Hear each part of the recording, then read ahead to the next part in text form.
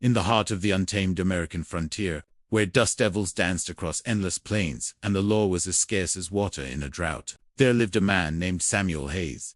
He was a rancher, weathered by years of solitude and hard work, his face carved by the harsh sun and bitter winds that swept across his land. Samuel had spent the better part of 2 decades building his ranch from nothing, transforming barren soil into a thriving homestead. But despite his success, his life remained empty, a hollow echo of what could have been. The loneliness had become his constant companion, as familiar as the creaking of his porch at night, or the distant howl of coyotes. He would sit by his window each evening, watching the sun paint the sky in shades of amber and crimson, wondering if this was all life had to offer.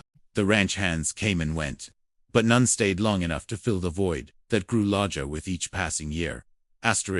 One fateful evening, Samuel found himself in the only saloon in the nearby frontier town of Redemption Creek.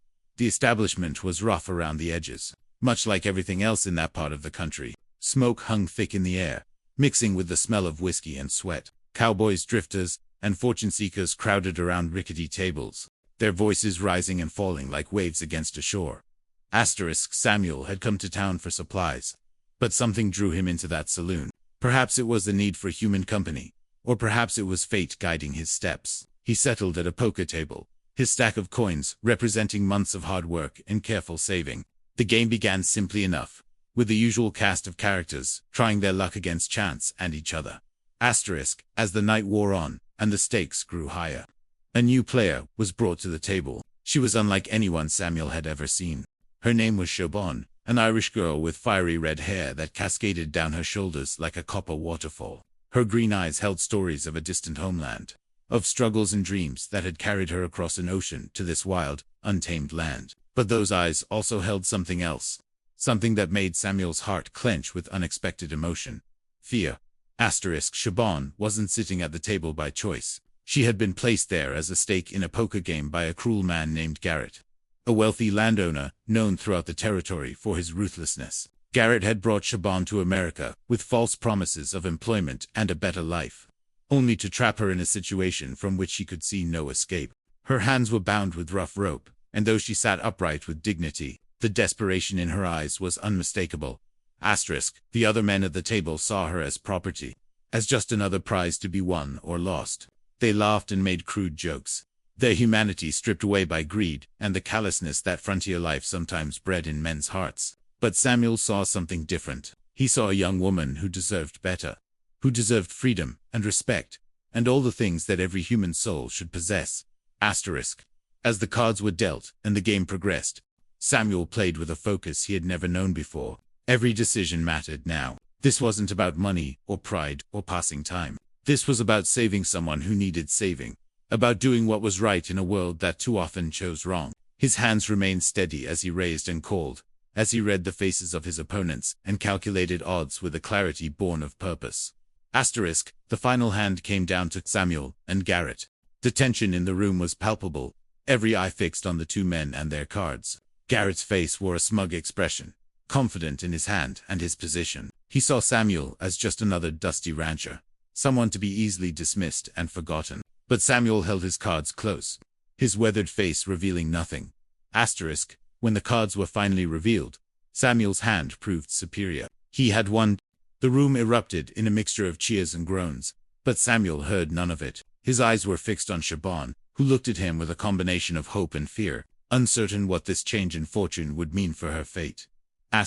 Samuel stood slowly from the table, collected his winnings, and walked over to where Siobhan sat. The room grew quiet, everyone watching to see what the rancher would do with his prize.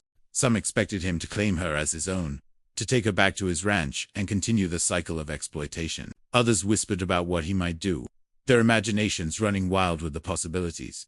But Samuel did something that no one expected. He knelt down beside Siobhan and carefully began to untie the ropes that bound her wrists. His hands were gentle, his touch respectful. When the ropes fell away, Siobhan rubbed her wrists, looking at Samuel with confusion and disbelief.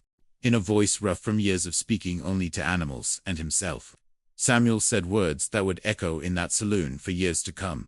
He told her she was free, not his property, not his servant, not anything but a free woman with the right to choose her own path. He offered her safe passage to wherever she wanted to go, and enough money to start a new life, if she needed shelter until she decided on her future. His ranch had a spare room, and his housekeeper could use help, but only if that was what she wanted. The choice, he emphasized, was entirely hers. The saloon remained silent as Shaban processed these words. Tears began to stream down her face. Not tears of sorrow, but of relief and gratitude. She had expected to be traded from one cruel master to another, but instead had found something rare in that harsh land. She had found kindness and decency in a man who saw her as a human being rather than a possession. Shaban accepted Samuel's offer of temporary shelter, and together they left the saloon under the watchful eyes of everyone present. The journey back to Samuel's ranch was quiet. Both of them lost in their own thoughts about how dramatically their lives had changed in a single evening. In the weeks that followed, Shaban began to heal from her ordeal. Samuel never asked anything of her, except that she'd take care of herself. He gave her space and respect, treating her with the same dignity he would want for his own sister or daughter if he had them. Shaban, in turn, began to see the ranch not as a prison but as a sanctuary, a place where she could rebuild her life and rediscover who she was beyond the trauma she had endured. She helped around the ranch because she wanted to, not because she had to. She learned the rhythms of frontier life, how to tend animals and grow vegetables in the difficult soil. Samuel taught her to ride horses across the open plains, and she taught him Irish songs that filled the empty spaces of his house with melody and life. Slowly, the loneliness that had defined both their lives began to fade, replaced by something neither had expected to find. Friendship blossomed between them, built on mutual respect and genuine care. Samuel never saw Shaban as the prize he had won in a card game. He saw her as a remarkable woman who had survived circumstances that would have broken lesser souls. And Shaban saw Samuel not as her savior or master, but as a good man who had chosen compassion when the world expected cruelty. As seasons changed and time passed, their bond deepened. What began as an act of basic human decency evolved into something more profound. They discovered they enjoyed each other's company, that conversations between them flowed easily, that laughter came naturally when they were together. The ranch that had once been a lonely outpost became a home filled with warmth and life. Love, when it came, was quiet and natural, like a seed that had been planted in good soil and given time to grow. Neither rushed it or forced it. They simply allowed their feelings to develop at their own pace, built on a foundation of trust and respect that could weather any storm. Eventually, Samuel asked Shaban if she would consider staying permanently, not as an employee or out of obligation, but as his partner in every sense of the word. He made it clear that she was still free to leave, that his feelings changed nothing about her autonomy, but he wanted her to know that if she chose to stay, it would be as an equal, as someone whose voice and choices mattered just as much as his own. Shaban said yes, not because she felt she owed him anything, but because she had found in Samuel something rare and precious. She had found a man who understood that true love doesn't trap or control, but frees and empowers. Together, they built a life that honored both their dreams, a partnership based on mutual respect and genuine affection. The story of how they met became legend in Redemption Creek. People spoke of the rancher who won a woman in a poker game, but treated her like a human being instead of property. Some couldn't understand his actions, but many were inspired by them. Samuel's simple act of decency rippled outward, changing perspectives and challenging the accepted cruelties of frontier life.